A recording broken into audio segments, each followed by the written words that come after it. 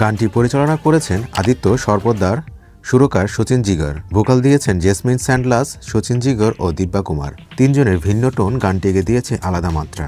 Poison বেবির music ভিডিওতে glamour lighting, neon colour scheme আর 19s রেট্রো ভাইবের মিশ্রণ। একদিকে মালাইকার ক্লাসিক বলিউড স্টাইল, অন্যদিকে রাশমিকার মডার্ন ওয়েস্টার্ন টাচ। এই ফিউশনই গানটির ইউএসপি। গানটি রিলিজের কয়েক ঘন্টার মধ্যেই ইউটিউবে লাখো ভিউ ছুঁয়েছে। সোশ্যাল মিডিয়ায় শুরু হয়েছে Malaika versus Rashmika dance battle.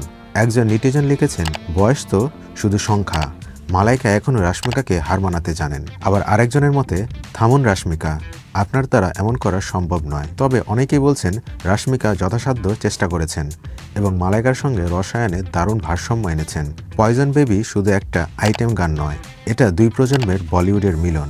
একদিকে অভিজ্ঞতার আগুন, অন্যদিকে তারুণ্যের ঝলক। মালাইকা যেন বলছেন, আমি এখনও থামিনি, রাশমিকা দেখাচ্ছেন, আমি প্রস্তুত পরবর্তী অধ্যায়ের জন্য। এই সমন্বয়টাই বলিউডের সৌন্দর্য। সময় বদলায়, কিন্তু গ্ল্যামার কখনো মরে না। থামা সিনেমায় মুখ্য চরিত্রে আছেন আয়ুষ্মান খুরানা ও রাশমিকা মান্দানা। ছবির টোন, থ্রিলার, রোমান্স ও মিউজিকের মিশ্রণ। পয়জন বেবি গানের রিলিজের সময়টা ছিল একদম পারফেক্ট, দীপাবলির উৎসব। আর দর্শকের প্রতিক্রিয়া দেখে মনে হচ্ছে এই গানই হয়ে উঠেছে ফিল্মের ইউএসপি। শেষ পর্যন্ত প্রশ্ন একটাই, কে বেশি মাতালেন পয়জন বেবিতে, মালাইকা না রাশমিকা? তুমি যাকেই পছন্দ করো না কেন, কথা মানতেই হবে, বয়স নয়, পারফরমেন্সই আসল শক্তি। মালাইকার মতো শিল্পীরা দেখিয়ে দেন, সময় যত যায় তারা তত উজ্জ্বল হন।